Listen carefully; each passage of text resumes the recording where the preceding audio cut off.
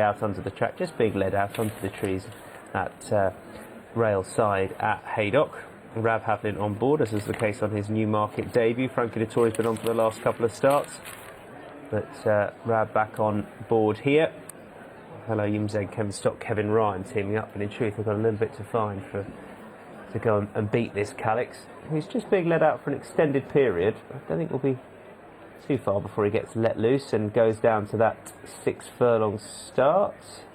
This first of a couple of group sprints, and the next one the Temple over 5. But no, there's Calyx going down to that 6 furlong start. Physically, what do you make of him? He's not the biggest. Hello Youmzain was the biggest, and it was beautifully turned out, but Calyx was absolutely fine. Obviously I think it's more prevention is better than cure. We were watching him go around the parade ring, and he was very, very relaxed in truth, but when the other 3 jockeys got on and headed down to the start, he took a couple of turns, and Rob Havlin got on them last of all, and you see him just hacking down with his ears pricked. He's not warm at all, and yeah, he was fine. So I think it's more, prevention is better than cure, if you like.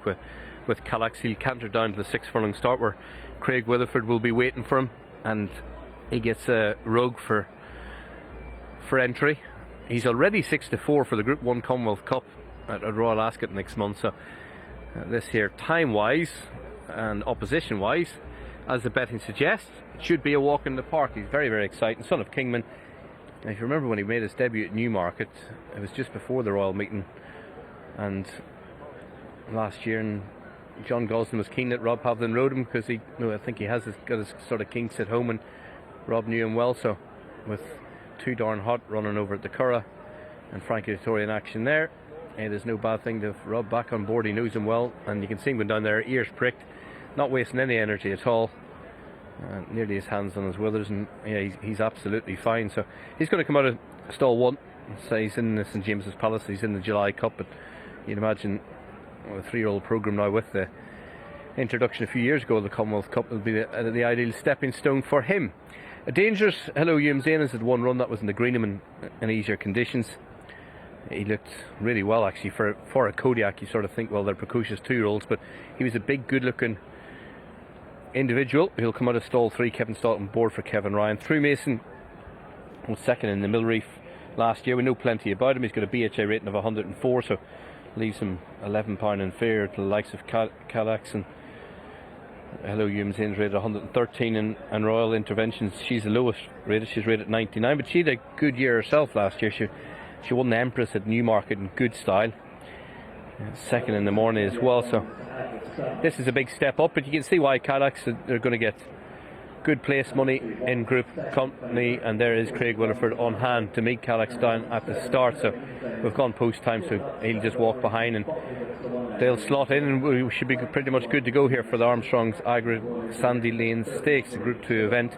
It was won by Sands of Mali last year. We know what he went on to do later in the season, and it's so exciting for the track to see Calyx, but obviously it's a small field because of his presence here. And as I mentioned, the rug is just going to be put on him now, and he will go into stall 1, and I imagine Rob will just jump in and let him stride along where he's happy. Very, very exciting, and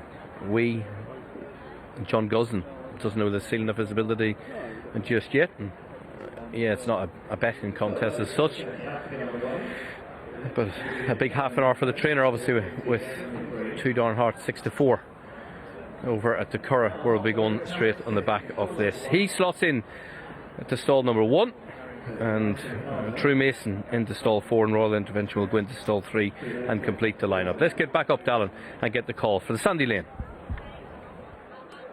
Thanks. Now just a little bit upset in the stalls here.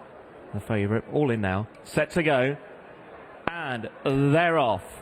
They race away. Royal Intervention, they just jump left-handed into the path of Calyx as they raced away for the Armstrong Aggregate Sandy Lane Stakes. It's Group 2 over the 6 furlongs, and it's the filly Royal Intervention who will lead.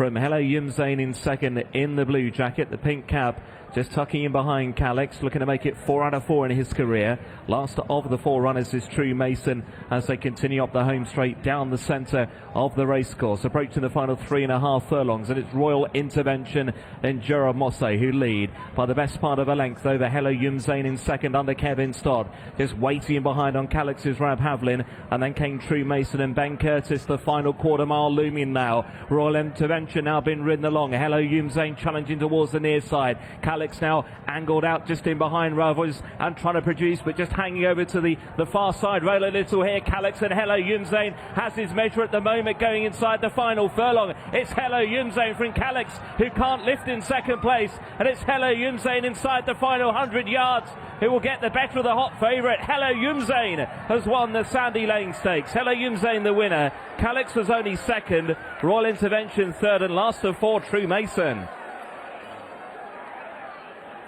You'll do well to find a shorter favourite beaten today. Beaten all way, beaten this year. 5-1 the winner. Hello Youmzain beats Calyx. Did he go off 9s on, Dave? I don't know what to say. It was just about that. Although it was, I know Sam, who has backed it, was trying to back this Hello Youmzain, and he wasn't alone, because that was the one who shortened up on the exchange market.